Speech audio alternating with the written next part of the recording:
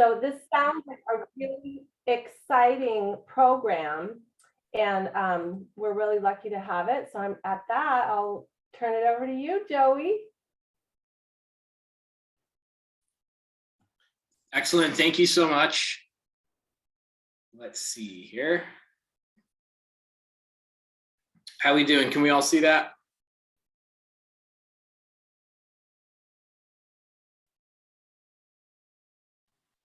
Yes? No. No? Okay. There you go. How about now? Yep. Yes? Excellent. All right. Very good. So thank you, everyone. I'm Joey Algiers. I'm the restoration ecologist for Santa Monica Mountains National Recreation Area. And I'll share with you today some of the work that we're doing in restoration. And so when we're talking about restoration, we're talking about repairing damaged or degraded areas. And when you look at the true definition of restoration, it's returning an area to some pristine or some historic state, right? But that's not always possible because things have changed so much, and environments are continuing to change. So it's even, I've heard it termed intervention ecology is what we're doing really. Of course, we're trying to get back to the roots, back to where we were, but returning function and structure to damaged natural areas is really our main goal. And so I'll talk about some of the impacts, some of the things that we're dealing with that are part of just the conversation when we're talking about restoration, and then how we're doing the work and what some of our projects are. But first, I want to just start off with talking about the National Park Service and its relation to Los Angeles. So here's, on the left here is Channel Islands National Park, and then Santa Monica Mountains National Recreation Area is over here, right next to Los Angeles. Go Dodgers.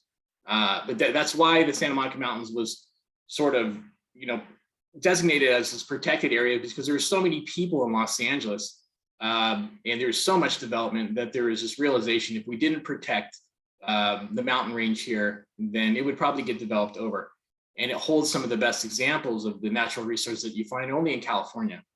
So we're pretty lucky to have it, and we're pretty lucky to have two national parks so close to the Los Angeles and Ventura County areas, right there in our backyard.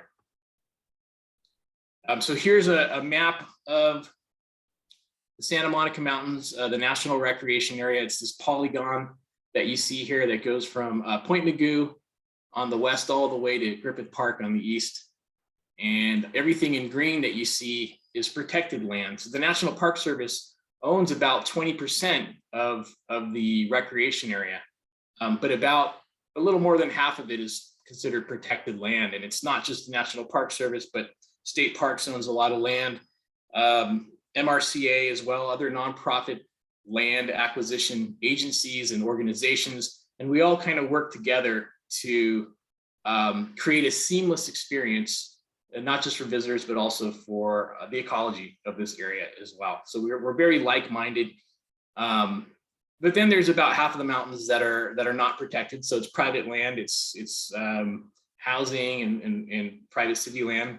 So it's very urban, and we're actually considered the largest urban national park in the US. So it's a challenge. It's always exciting. It's never boring, but it's an interesting park in the sense that, it's not necessarily like Yellowstone or Grand Canyon or Yosemite, where you pay a certain fee at the gate and then you enter in and you're in the park. It's like we don't have any gates to get you in and out of this park. It's just sort of open to everyone. So it makes it exciting, and it really highlights the importance of protecting these areas. And so here's our mission. It's to preserve and protect natural and cultural resources for us now, and then for future generations. So for our kids and their kids and on and on. So if you think about Channel Islands, which has, it's also the part of the National Park Service system, the same mission. You visit Santa Monica Mountains or Channel Islands, you have a certain type of experience that 500 years from now or 1,000 years from now, another person could be standing in the same place that you're standing and having that same type of experience. You know, it's not going to be developed over. They're going to be standing among natural resources and experiencing more or less what we're experiencing when we see them and we view them now. And so here's the work site, kind of what it looks like for Santa Monica Mountains, because like, again, it is a very urban park. And this picture may be a bit of an exaggeration, you know, not the whole park looks like this. I kind of joke around that if you ever get lost in the Santa Monica Mountains, you just yell for help and someone will probably open their back door, because there's always a road or a house that's nearby. But there are many places in the Santa Monica Mountains where you can get lost, you know, and it does happen. You know, just 10-minute drive from the city and you can reset your minds. You can find some quiet. You can get out into nature. You can, you know, wildlife viewing. It's all right there. And it's pretty remarkable that it's right next to this huge metropolitan area. So let's back out a little bit more and let's talk about California, because part of the reason Santa Monica Mountains is protected is because it has some of the best examples of resources that you find only in the state of California. California is remarkable when it comes to natural resources. You just think about California, the climate, the hot, dry summers, the cool, wet winters. It's why everybody wants to live here. You can go outside pretty much any day of the year, especially if you live in Ventura. The geology, the varied soils, there are certain types of soils that we have in California where there only certain plants can grow on them. Very complex topography, and of course we have fires. That's part of the system in California, but our whole fire system has been greatly enhanced and exaggerated from human activity, and it's something that we need to work on. But then also high hybridization. A lot of species that don't quite know what they are yet. It's still a young state. It's been popping out of the ocean for only so many millions of years, and so you have a lot of interesting natural resources. This part of the state of California, so when you look up at the Oregon border all the way down to Baja, the entire coast of California, more than half of the state is what we call a biodiversity hotspot. So these are areas that have very high species richness. So there's a lot of different species, and it has very high endemism. And what that means is that those species, many of those species occur only there and nowhere else in the world. So when you look at this red polygon here, this is our biodiversity hotspot called the California Floristic Province. That's what they call it. There's only 36 biodiversity hotspots in the world. And most of you, I'm assuming, are sitting in the biodiversity hotspot right now. If you're in Ventura, then you're sitting in it. So, so let's just kind of put this into perspective. If you go hiking through the biodiversity hotspot, and let's say you're zigzagging through and you're collecting, you know, you're marking down every single plant species that you see. And then you start moving further east and you're hiking through here, zigzagging down. Well, more than a third of those species are going to have disappeared. And as you continue to go east, the difference between just outside the hotspot and further east is not going to be so great. And you make your way back into California, and it's like, oh yeah, I remember this place. You know, there's like amazing resources, you know, redwoods, giant trees, amazing wildflowers, you name it, it's inside California. And it's suffered quite a bit because there's been so much human activity. Everyone wants to live here. And at other Mediterranean regions as well. So we're one of 5 Mediterranean climate regions. There's central Chile, Western and South Africa, Southwest and South Australia, and then the Mediterranean basin. And all these areas have a similar relationship with the sun. And that's why they all have hot, dry summers and cool, wet winters. And so when you if you ever visit another Mediterranean region, it's kind of like going to like a different dimension where it feels very much like California, but the species are different. All the Mediterranean regions are biodiversity hotspots. They all have incredible diversity, and they've all suffered quite a bit because they're all very highly populated, just like California.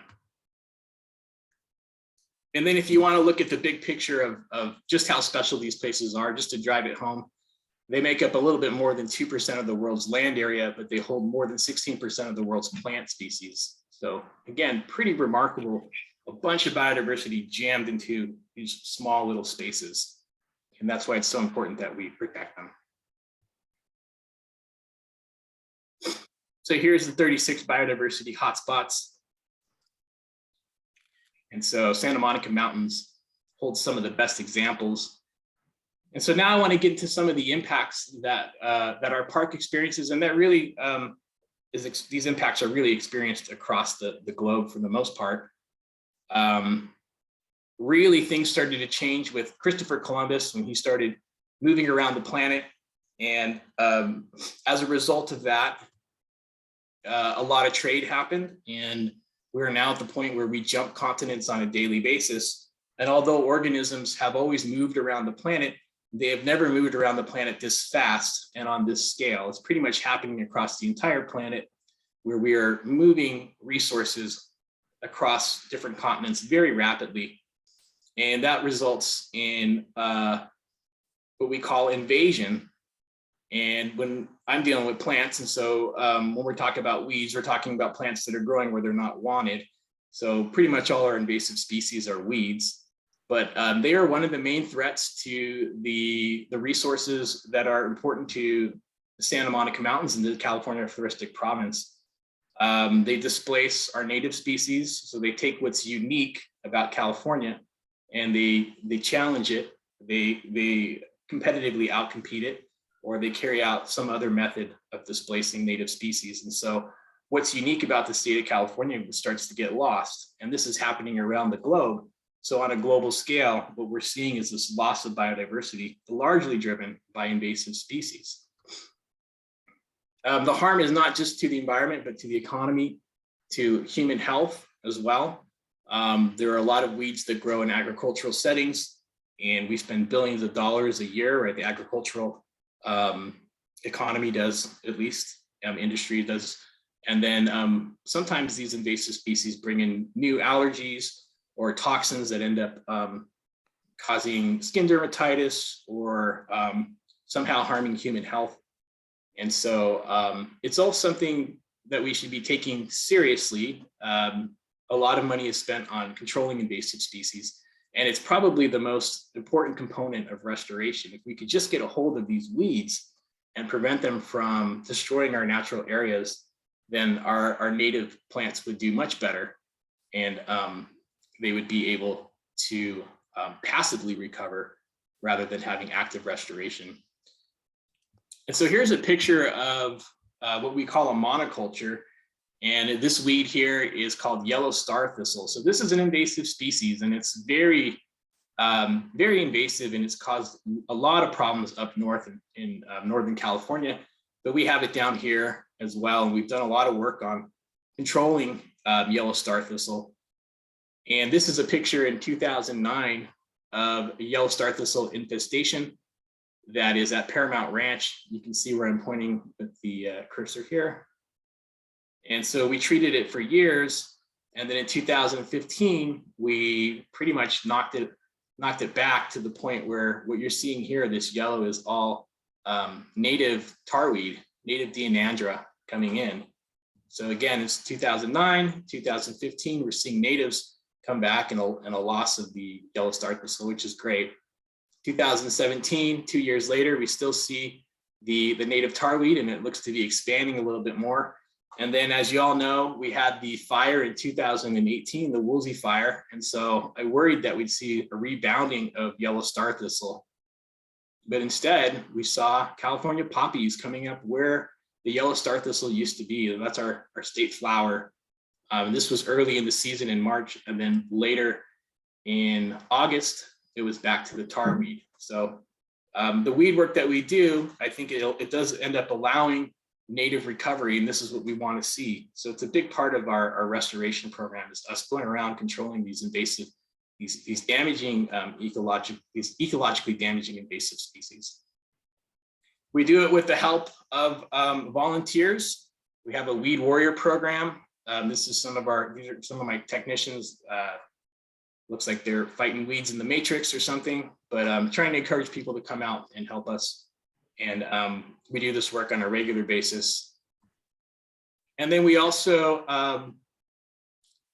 reach out to the community through community science to try to make us aware of help us find where these invasive species are. And so this is an iNaturalist project that we started. It's called the Evil 25.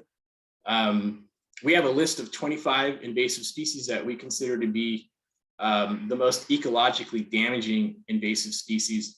But additionally, there's species that we can actually control. There are over 100 invasive species in the mountains, and some are just kind of beyond our control. People often ask about mustard. Yeah, mustard is just so widespread. We are working on mustard, but it's not even on our list. It's highly invasive and it's terrible, but we're working on it by doing some additional large-scale mowing. We're trying out some large-scale mowing. We call it time mowing, to try to control this weed. But it's so ubiquitous, along with annual grasses as well. But if you do have an iNaturalist account, I encourage you to check out the project. And even if you don't, if your data are open and you're finding these invasive species, we'll be able to see it. So we appreciate any help there.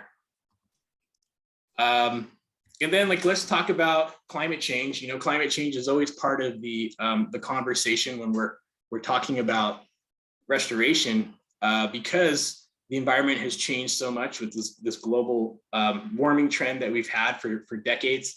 And if it continues in this direction, then it does beg the question: should we be planting, a certain palette of plants in an area that's not going to be able to sustain it 50, 100 years from now? So it's always part of the conversation. We do work with partners. We've done some work with JPL and using satellite imagery to create climate suitability models on where we should be planting trees, for example, native trees, like where they would be surviving into the future. So we do use that to help guide us. But what we're expecting from climate change and what we've already seen is more of these sort of dramatic, natural events like drought, prolonged drought. And these are just some graphics of how drought has affected California in the United States. And so you'll see the dark red is extreme drought. And this is 2011. And so 2012, you can see when we started getting into drought, you look here on California, being affected by it. 2013 was really a very dry year. You can see it start getting worse. 2014, I think, was our driest year on record. And you can see how dark, how red the state of California has turned. So that ends up leading to greater probability of these large fires. And the Woolsey fire is the fire that we had in 2018. It was the largest fire to hit the Santa Monica Mountains, or really I should say is no other fire has burned that much of the Santa Monica Mountains. It's really the proper way to say it. And here's a map showing the boundary, the perimeter of the fire. So it started here north of Chesborough Canyon, and it moved south to the coast and burned about half of the recreation area, if you look at that. And about 90%, close to 90% of National Park Service land, which would be the dark green that you see. So it didn't burn Rancho Sierra Vista here, but it burned pretty much everywhere else, at least all our major sites.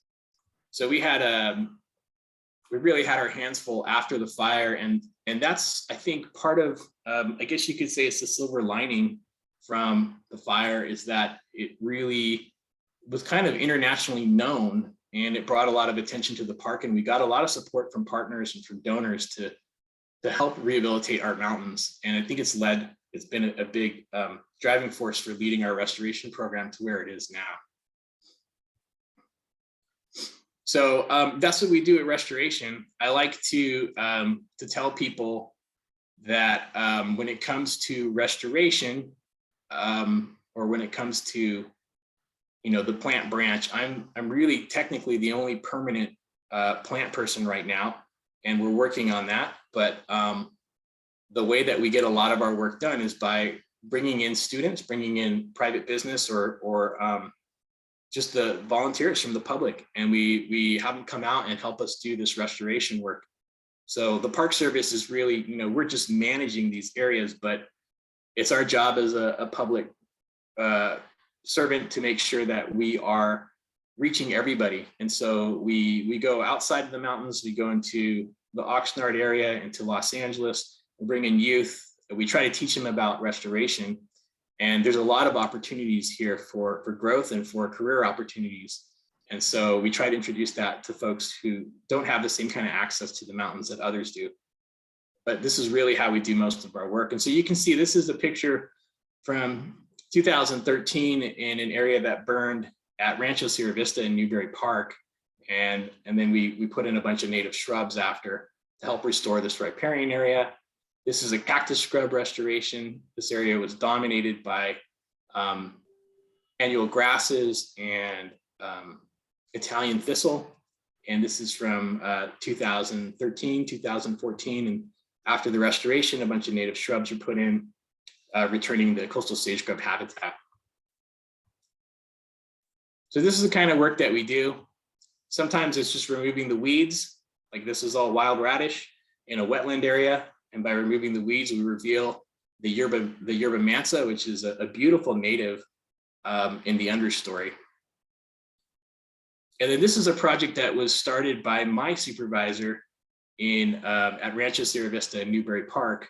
And you can see the before. If you look at the riparian area, you kind of follow here where my cursor is. That's before, and then that's after. So these are all native trees, sycamores and oaks and willows and beautiful native understory as well. So I'll show you a close-up. This is 1994, before the restoration started. And then in 2002, you can see some of the shrubs and the trees that were put in along this riparian area. And if you just follow it over the years, you can see it grow.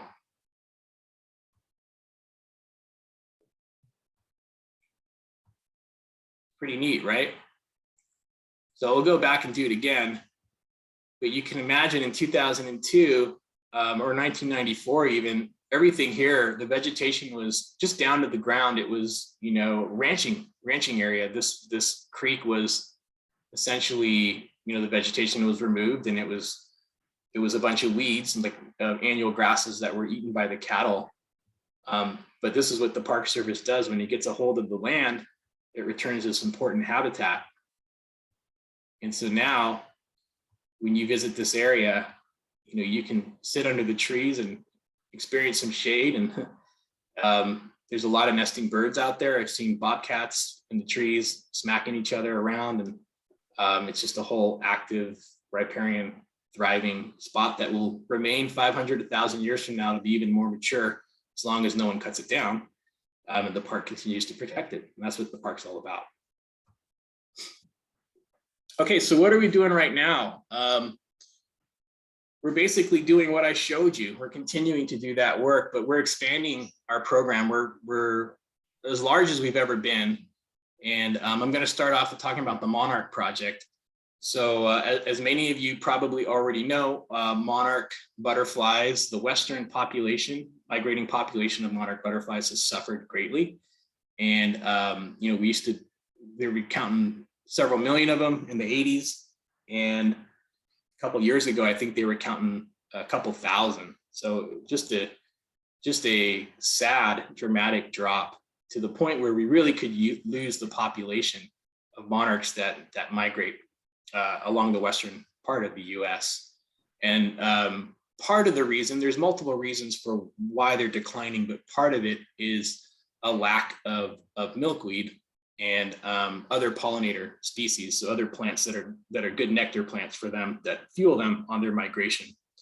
But the milkweed, the native milkweed are really a critical part of this problem. I think it's probably one of the best examples or well-known examples of what we call a specialist relationship. So if you see this, let's say this is a female monarch that has eggs and she's flying around and she visits a native sunflower and gets some nectar, and she visits a native sage and gets some nectar, and she visits a non-native thistle and gets some nectar, and that's fine. She's just, you know, drinking sugar water and it's giving her energy to fly. But if she never finds a milkweed plant, she won't lay those eggs and she will not pass on her genes, right? And so you imagine this now across thousands, tens of thousands, hundreds of thousands of monarchs. If they're not finding native milkweed, they won't lay their eggs. And that's when you can lose the population, these higher level classifications. Not necessarily that's impacting the individual, although the individuals are being impacted as well. So part of the solution, though, is for us to return these nectar plants, and especially the milkweed. And so we have a native plant nursery that has a wonderful seed collection program, and they've already collected and cleaned millions of seed of native milkweed. They're still looking and collecting and growing plants, growing hundreds of, actually thousands of plants right now, and donating them. So they're going into restoration areas and natural areas, but we're also trying to encourage folks to put them in their home gardens. There's so much land across home yards, and if more people went native, just imagine the relief that we would provide to these species, to our insects, to our native insects, but especially to these sensitive species like the monarch butterfly. So it's a big part of what we're doing with our park. And then you guys have heard of the wildlife crossing, I'm sure, the Annenberg Wildlife Crossing that's going over the 101 freeway at Liberty Canyon. And our restoration program is serving as consultants for that project. It's a National Wildlife Foundation project.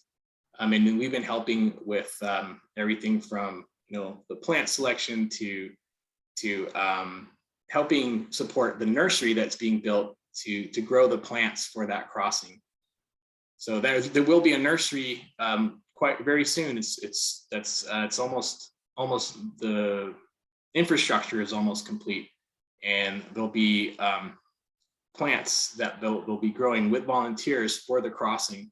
They'll go right over the crossing and in the areas around the crossing as well, to try to create, you know, the whole point is for the crossing to look like you wouldn't, if you were a mountain lion, you wouldn't know you were on a crossing really. You're just walking through natural area.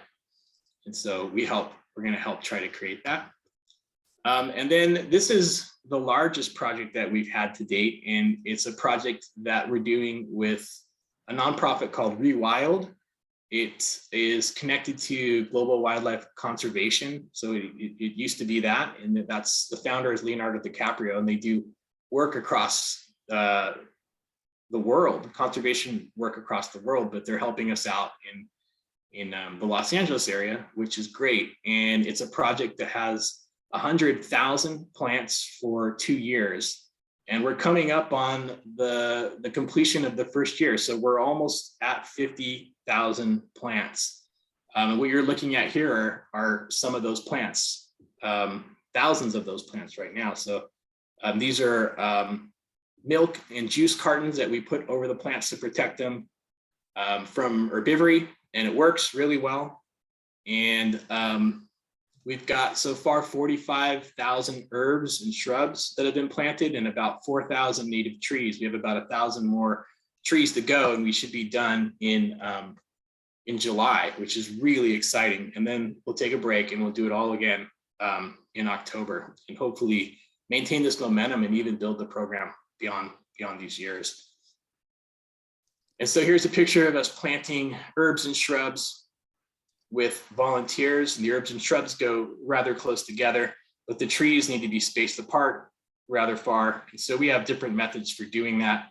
These are all volunteers planting coast live oak trees, which is another plant species that could use our help, another species that could use our help. Our oaks in general they've been showing some suffering from prolonged drought and fire. And so in this area here, we planted a couple thousand oak trees across this Potrero Creek. we've really had to build up how are we going to keep these plants watered? How do we maintain them? We've had to start, thinking more like agriculture. Basically, we have these water tanks that we use and water tenders that we bring out, along with sprinkler systems, and we've got a whole setup going on that allows us to keep these plants watered and healthy, and everything's looking really good going into the summer, which is encouraging. So we've got a pretty good system down. And then, of course, again, it's all about the volunteers. And this is a picture from an event that we had at Paramount Ranch in November called Replant Love. It's a partnership with the Malibu Foundation, and they helped to bring out over 400 volunteers to plant 5,000 plants in a single day. So that was a big chunk of our project that we were able to get done in a single day, which was really impressive. But it's just amazing the outpouring of support that we're getting from the public. So many people are concerned, and I think realizing the urgency of us doing restoration and protecting our natural areas, which is encouraging. And then, along with all of this good work that we're doing, there's a lot of opportunity for research and for studies, for science. And so we're partnering with a lot of local universities, and this is Cal State Channel Islands, and this is them doing point intercept data. They're collecting vegetation data, but they're also looking at pollinators as well. So they're looking at our restoration sites, and they're seeing, what insects are visiting the plants. Is the restoration actually attracting pollinators? And it's something that they just started. And when it comes to restoration, the best time to look at the restoration is not the year of the restoration, but further down the line, 5 years, 10 years down the line. So we're hoping to continue this partnership, and they'll regularly be bringing their classes out to collect these data, and then we'll see how they fare after 5 to 10 years or so, which is super exciting.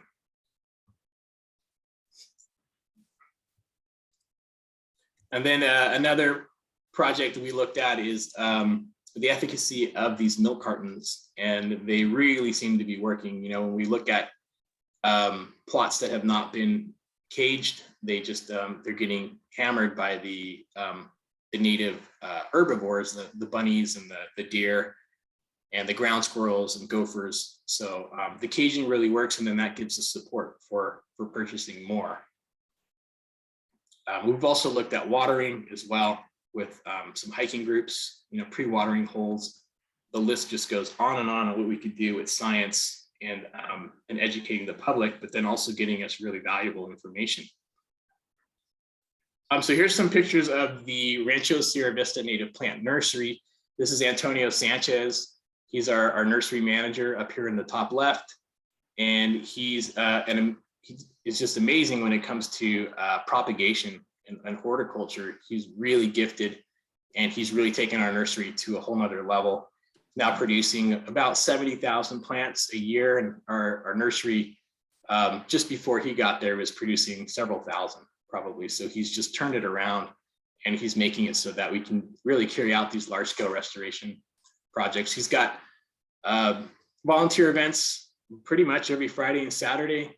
And if you're interested in going out and helping grow the plants that go into restoration projects, then this is the place to go. So I want to just end with some photos of people in action doing restoration work. I mean, I do a lot of the planning for this work, but it's really our technicians, our student interns, our volunteers who implement the work and make it happen and make it possible. It's the most important part of the restoration program. So without the people and all their support, we could not do these large scale projects. We are interested now. Our next step is to start looking into amplifying native seed. And so we might start growing native seed and creating seed farms on National Park Service land. It's a really good way to cover very large areas. And that's what we're interested in doing. We want to make landscape level change moving forward. and we're on our way to it. So thank you everybody for watching. If you guys, again, if you're interested in volunteering, please visit samofund.org/volunteer, and you can just sign up there. You just follow the links. You can sign up. It'll take you to Eventbrite, I believe, and you can get notified about our restoration events. But we would love to have you out there to help us with this next round of plants for next year, and some of the good work that we're doing over the summer too. That's it for me. I'm happy to answer any questions. Thank you, Joey. That was awesome. Do you want to start with the chat? We can cruise through that real quickly. The first question was, how do you control yellow star thistle? That's a good question. So with most weeds, that we take what's called an integrated pest management approach. And so that involves multiple methods. You want to carry out the best method depending on the location, the timing, et cetera, et cetera. So the three main ways of doing weed control are manual methods, which are like hand pulling or using hand tools like shovels. That all works with yellow star thistle. Mechanical methods also. So that's anything that's motorized. So brush cutters, mowers, sit down mowers, we use that as well. You can do that. That can be effective with yellow star thistle especially if you repeatedly mow, or if you mow it at the right time. With other thistles like Italian thistle, for example, if you hit it right when it's about to flower and you hit it at the base, then it may have enough energy to come back and flower again, but it very likely will not produce viable seed. It just won't have enough energy. So you can use timing. And then there's chemical, which are herbicides, and that's almost always the most effective, most efficient way to do it, and then often the only feasible way to do it. There are cultural controls too, like goats, for example, and they can be effective if used properly. They're very expensive, and depending on where you put them, they end up eating pretty much everything, is what I understand. I have tried to get them to just test them out on like a 6-acre area, but I wasn't successful in getting them out.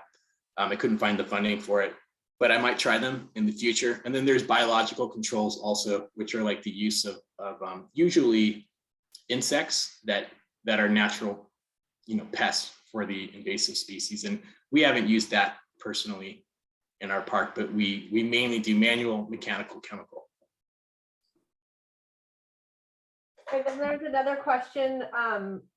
Do you spend time and energy taking out invasive trees like Peruvian pepper, the Shinus mole? Yeah, the Peruvian pepper, we have, but that's not actually, believe it or not, that's not on our list of 25 invasive species. But some of the trees that we have focused on are done a lot of work on our tree of heaven. And then some of the larger, I guess, shrubs, like woody shrubs that are not really trees, but like tree tobacco, kind of like a subtree. And eucalyptus as well. I'm trying to think of what other trees we've worked on. But yeah, those are the three I can think of. And then we do work we have some woody species like Spanish brim we do a lot of work on, which is a shrub, not a tree. But. Great, thank you. After the 2 years, are you going to have follow-up on the Rewild project? This person's observation of older restoration projects around the San Francisco Bay are that projects that plants that do not have follow-up really suffer. So I think she's saying, what kind of follow-up do you have to ensure the success over the longer term? Right. Yeah. So our plan, it's a great question. What I've noticed with restoration is usually when it's like shrub restoration, once it closes canopy, it does a really good job of persisting. But we're not doing we're not putting in only shrubs, we're putting in a lot of herbs like grasses and plants that are not woody, basically. And that I think needs a lot of follow-up. And those are really hard restorations. So we're doing a really hard restoration. But part of our plan, our 5-year plan, is to increase native seed bulking. So to amplify the native seed, and then to go back into these areas and seed. So native annuals, start diversifying the planting. So the plants that we're putting in now they have a reputation for doing well in restoration sites. And so we're trying to just get those established. And, we're working in these areas that are greatly transformed. They're dominated by weeds. The soil is different. And so we're putting in the natives. That's one of the ways to kind of jumpstart the system back, is to get the natives established. They start cycling nutrients, changing the soil back, bringing in the beneficial microbes. And then in year 3, 4, 5, we'll be seeding in those areas and continuing weed control. And then trying to tilt it back to a native system. So yeah, it's a good question. It's our plan is to be there. Well, probably in each one of these areas, we'll probably be out there for at least another 5 years doing work. Great. Then do they get enough light in the cardboard? I think that's referring to the cartons. Yeah, that's a good question. This is the first year I've used those cartons. I've used in the past chicken wire. So you just make chicken wire cages, and that allows the light to come in, but it takes so long to make those. And so I just thought, for 50,000 plants, there's no way we're going to make 50,000 like chicken wire cages. And I had seen a talk from a restorationist who was using these and swore by them. And so I tried it out, and I was like, oh, this is just so much easier. This is so much easier to install, and they're just faster. So the answer is that yes, they get enough light, but they do become leggy. Because they are reaching for light out of the top. And so we've removed the cages from the shrubs because they'll get top heavy and they'll fall over. But we didn't remove it from the herbs, the perennial herbs. And the thought there is that, well, we want to let them go to seed, and we'll just cut them back. And so it's a balancing act between, if we take them off, they're probably going to get eaten. So I think if you can leave them on for a good 100 days and then remove them, they probably will have established their root system well enough to handle herbivory. But I just decided, I'm just going to leave them on. It's so much easier to see where they are. It's easier to do weed work around them. And I think in the end, if they are falling over, I think their root system is going to be strong enough. You can cut them back and they'll come back the next year. But they're all set in seed and everything. So it's been encouraging, but it may be something that I'll learn to refine in year 2. Okay, there's still quite a few, so I'm going to try to talk a little faster so we can get through all the questions. Are you doing okay? You're doing okay? Excellent. Okay. Yes. The next one is, do we need to give coast live oaks water in summer? I thought summer water increases the risk of an oak fungus. Yeah, so it's okay so the watering regime that we follow is a deep soaking and then letting them dry out.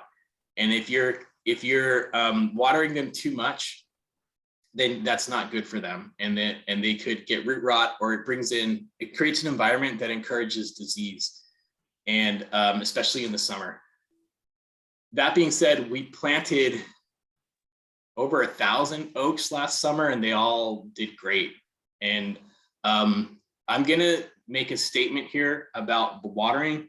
I think I definitely have killed plants from overwatering in my yard and in a nursery setting, but I don't think I've ever killed a plant from overwatering in a restoration site, just because it's so hard to get water to them.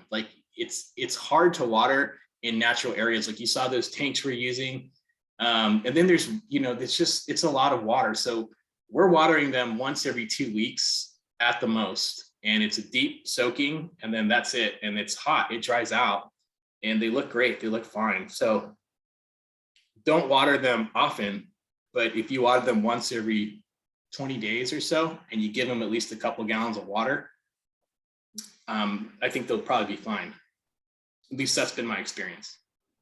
Okay, I'm gonna go ahead and skip the next one because it had to do about the watering regime, and I think you just addressed that effectively. So if that person, Sharon, I hope that addressed your question. If not, go ahead and give us another chat. And then this one says, can you talk more about how Samo is classified as an urban park? What are the challenges and opportunities associated with being an urban park? And how do you recruit volunteers and include people from across socioeconomic and ethnic backgrounds in your work? Which obviously it seems like you do. Yeah, it's a great question. So, I mean, an urban park, I don't know if it's like to be honest, I don't know if that's a technical designation. I just know that we're considered that the largest urban national park. We're actually, our protection designation is as a recreation area. That is like our designated, I guess, category. So there's about 19 of those, I think, in the park system. And recreation areas are basically, they're areas, natural areas that are near urban areas. So like San Francisco Golden Gate, that's also a recreation area. It's a place for the citizens, the people of San Francisco to visit and to recreate and to kind of get out of the city. And Santa Monica Mountains National Recreation Area is the same thing for Angelenos and surrounding communities. So the answer is, as far as like you asked about reaching people, there's a lot of opportunity to reach people, but it costs money. And so, you know, we're open to volunteers, but what we found is that when it comes to reaching, you know, underprivileged groups or low income groups that don't have the resources to get to the park, then we need to find those resources. And so this is kind of what I'm talking about with opportunity. You know, we're getting funds from donors for restoration projects. We can write those projects as youth projects. Like, we're trying to recruit youth to do this work so that we're also having an educational component. And then we go out and we recruit from the inner city, from these cities that are literally, you know, several miles from natural areas, but the youth there have never visited because they don't have the resources to get there. So that's part of it. The other thing that we do, a big thing that we do, is we try to bring the park to the people. So we have some amazing programs, like the Samo Youth Program is a great program. It recruits 22 youth from Oxnard and from East Los Angeles every summer. And they do work in the Santa Monica Mountains, but then they also do work out in the community of Los Angeles, of Oxnard. So it's, you know, greening up, bettering, you know, the city community and bringing the park to those areas as well. So there's opportunity. There's a lot of opportunity for us to get out of the boundary of the recreation area and into the city, and to do the work that we do in the mountains, but out in the city too. So that's super exciting. Do the cartons also protect the roots? No, the cartons don't protect the roots, but we do put root caging on them. It's just, I don't have pictures of it, but yeah, we use this pliable metal. But one of we had students from UCLA and students from Cal State Channel Islands conduct research projects on the efficacy of the root cages and the milk cartons, and they found they were only looking at the grasses, but they found that there was no difference with the use of the root cages. It was really the milk cartons that were providing the protection, which was really surprising to me. But it tells me that maybe I don't need to put so much root caging out there. I'm probably not going to spend as much money on that. So that's the benefit of the science. But yeah, it's like that's what the data showed. So we'll try it out. But I want to try it with some different species. I'm assuming it's got to be really beneficial, maybe in certain areas or maybe on certain species. But at least with the grasses at the locations we looked at, it didn't matter. Okay, this is a good one. What do you do with all the weedy debris after you remove weeds, hypothetically manually? And is it ever used as mulch? We generally leave it there on the ground to biodegrade. and it's fine to do that. When we mow it, it mulches it up, and it's fine to just leave it there. We don't ever really need to bring it out. The only time we pack it up or bring it out is if it has propagules on it. So viable seed, we will, if feasible, we'll just cut the flower heads off and throw them in a bag, in a trash bag. Sometimes we pull the entire plant up if it's easier. And we have done that sort of thing, but it's really time consuming, and it's really best to just to know your timing, the timing of your weeds, and to get them before they set seed. And that's what our main focus is on. So we pretty much get everything before it sets seed. And then if we need to bag it, we bag it and take it out. We don't use it as mulch. I've seen it being used as mulch in other nursery settings. I think that's really cool. It might happen in the near future. One of the things that we're looking at with the wildlife crossing, that we're working with one really important part of that project is to improve the soil health, because so much soil is going to be moved for that project. So there's a mycologist and a soil scientist working on that, and they're talking about using native soil in the mixes. I could see us going in that direction of creating our own mulches as well, to try to stay, when I say native, I mean natural, rather than purchasing that stuff somewhere else. So we'll see. We could be moving in that direction. Okay, shifting gears a little bit to Native people. This person is saying that they kept the environment healthy by conducting annual burns with light fires that clear dry vegetation, and that this caused populations of blooms of plants, and certain animals were more prolific. Is that process in the works for you guys in the future, do you think? Like still control burns, yeah. more of like Native American style burning. Prescribed fires, yeah. I don't think that it is. The current, so the most recent, my most recent understanding through our fire ecologist and through fire ecologists, that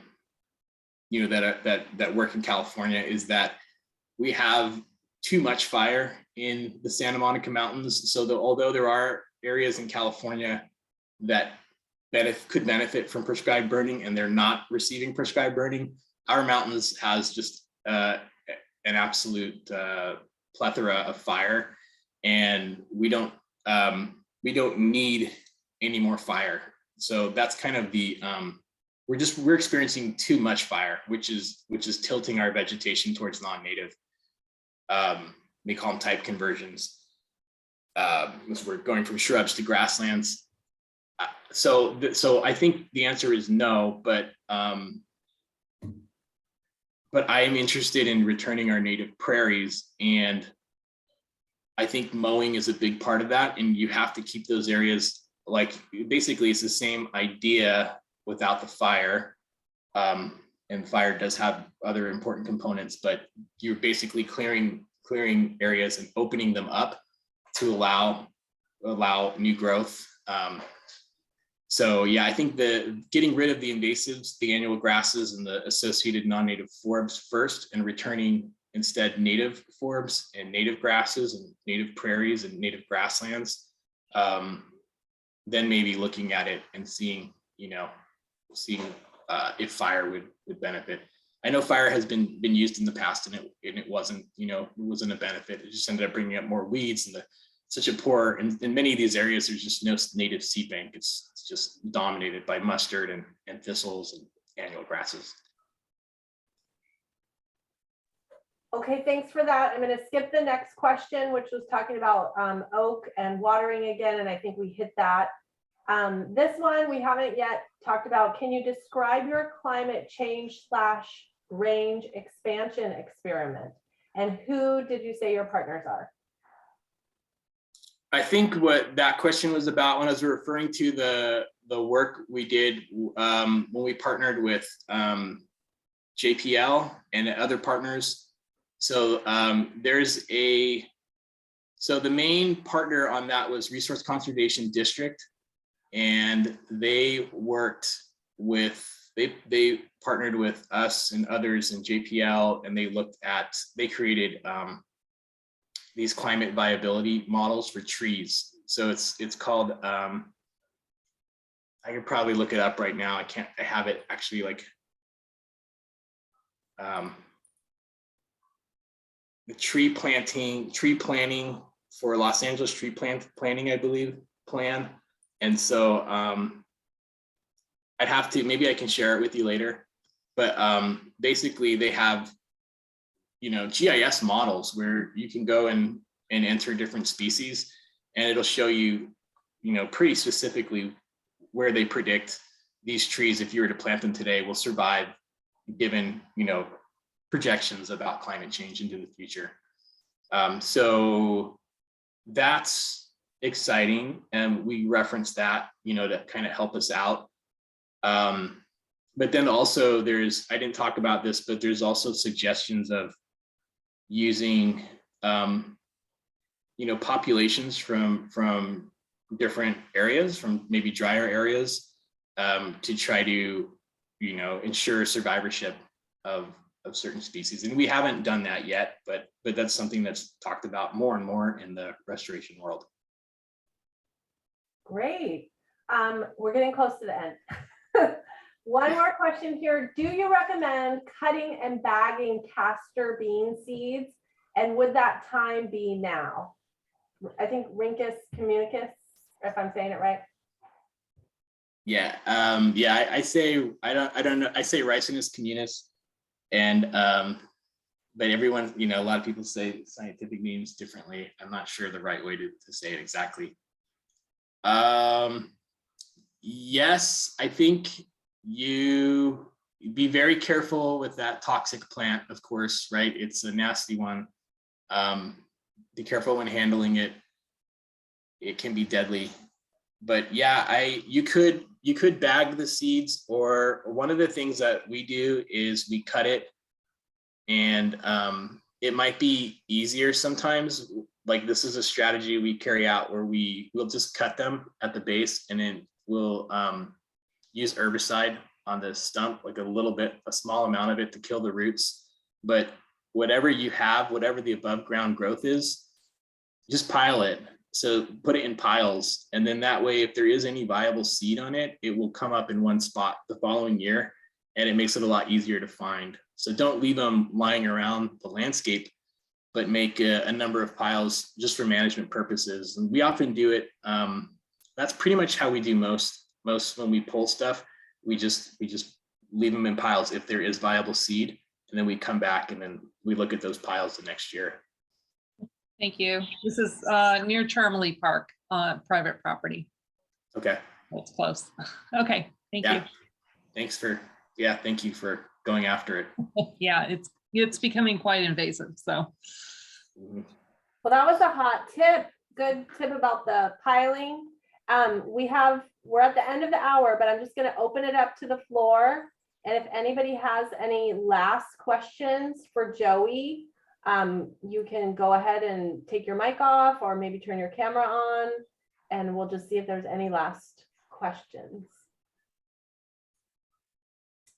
So that would be going once, going twice. No more for Joey. Okay, let's give another virtual round of applause for our speaker tonight. That was so wonderful, very informative. Thank you so much for joining us. Thank you. Thank you. Thank you. And then I also want to personally thank everyone for coming to the program this evening. That was a great turnout, very exciting. So Channel Islands chapter is just working really hard to give good programs. And if you are interested in going out for some of Joey's activities, we can put that on our social media, or you can check out, he did put his email. Maybe you want to put that in the chat one more time, Joey, just so people can contact you and find out about your stuff. Yes. But that was really excellent, and we really appreciate it. So thank you again. Yay. Okay, All right, with I put that, them we'll together. close the meeting. Got it. Thank you. I'll put that on the website, Christy, too. Okay, good, good. Thanks again, Joey. That was really wonderful. Thank you. Thanks, everybody. Thank Take you. care. Hope to see you out there in the park. Thanks again. Bye, everyone. Bye-bye.